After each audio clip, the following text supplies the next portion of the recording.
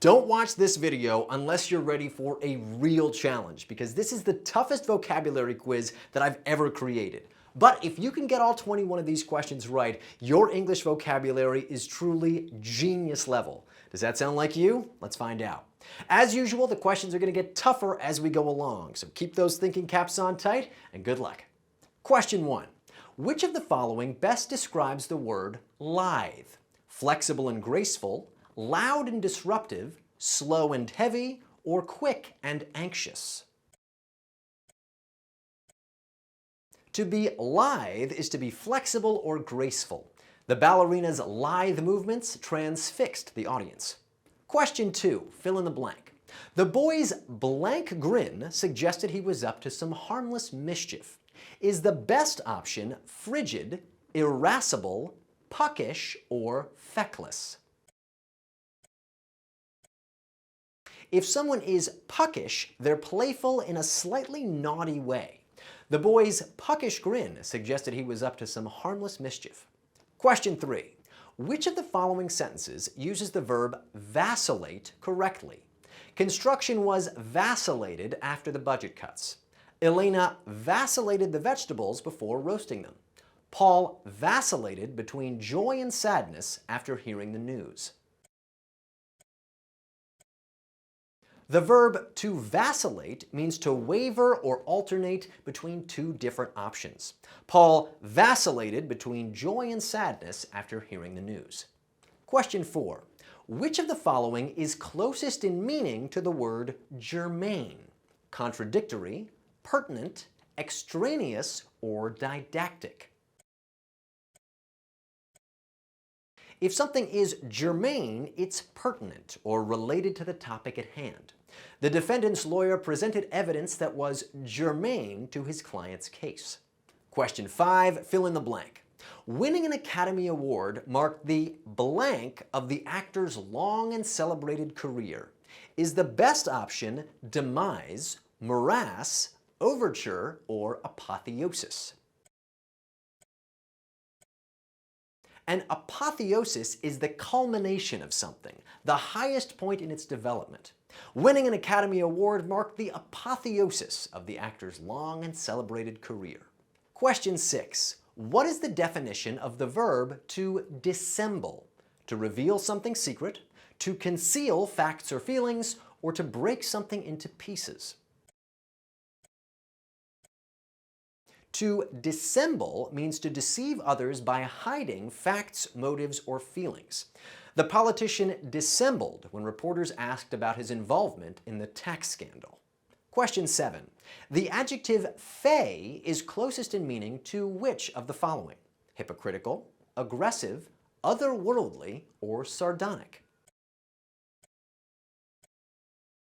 The adjective fey describes something otherworldly or supernatural. The book was filled with rich descriptions of elves, goblins, and other fey creatures.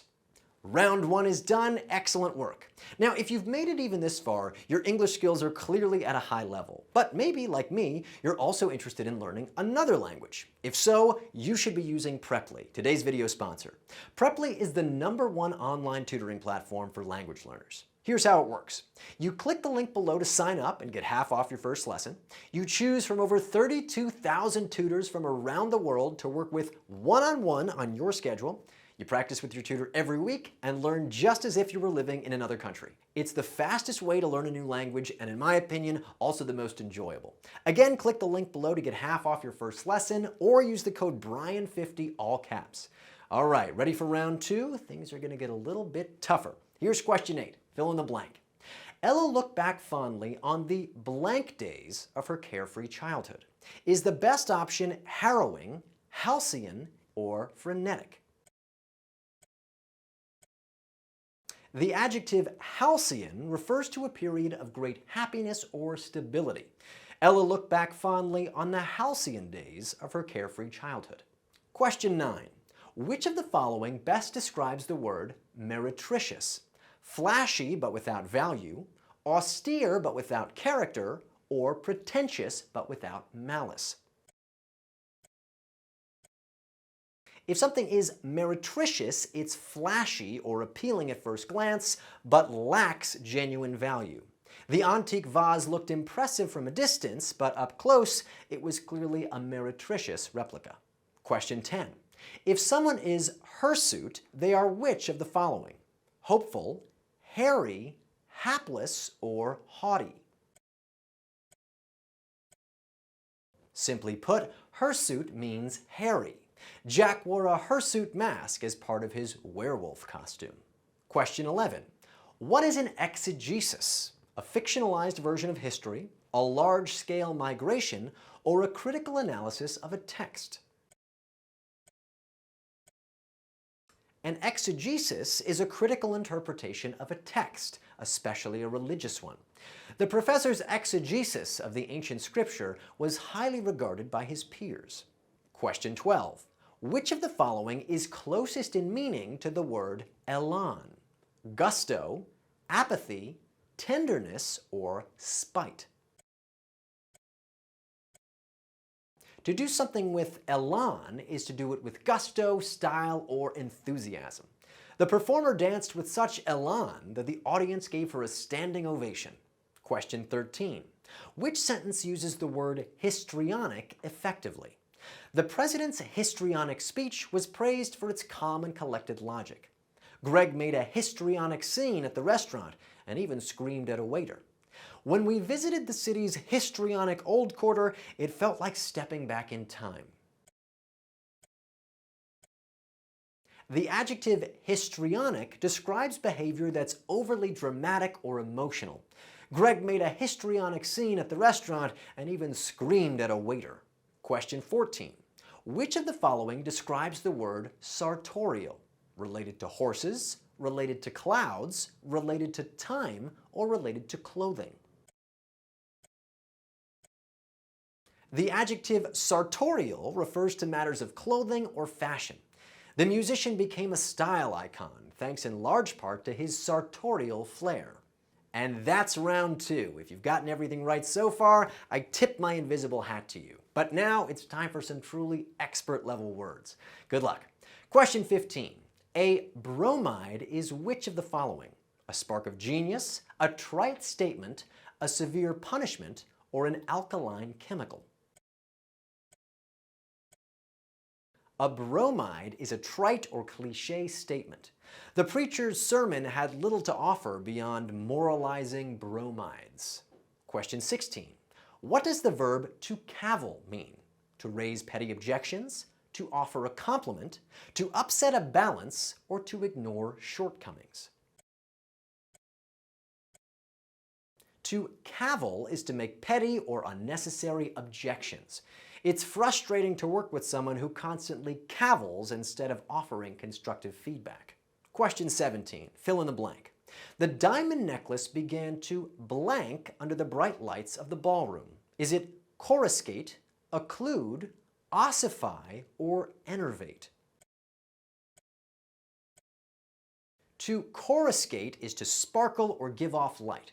The diamond necklace began to coruscate under the bright lights of the ballroom. Question 18. The noun gloaming refers to a specific time of day. Is it dawn, noon, dusk, or midnight?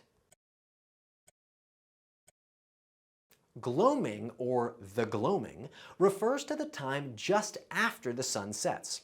The best thing about summer evenings is looking for fireflies in the gloaming. Question 19. Which of the following best describes a sybaritic lifestyle? Minimalist and frugal, luxurious and indulgent, adventurous and daring, or reflective and considerate? To be sybaritic is to be fond of luxury and pleasure. The billionaire's sybaritic tastes extended to private yachts, fine wines, and expensive art. Question 20. The adjective labile is closest in meaning to which of the following words? Diaphanous, stolid, inchoate, or volatile? If something is labile, it's volatile or apt to change suddenly. The patient's moods were labile and could swing from contentment to despair in a matter of moments. And finally, question 21, which of the following sentences uses the word fainéant appropriately? The fainéant student worked every evening to pay for her college education. The fainéant employee avoided his office duties whenever possible. The fainéant boy could hardly contain his excitement when he saw the new toy. If someone is fainéant, they are idle or lazy. The fainéant employee avoided his office duties whenever possible. That's it, folks. You finished the quiz. Congratulations. Did you know all 21 of this week's words? If so, wow, you are truly an English vocabulary genius. Fantastic work. And no matter what your score, kudos to you for taking just a little bit of time to improve your English today. As always, thanks for watching, and until next time, be well.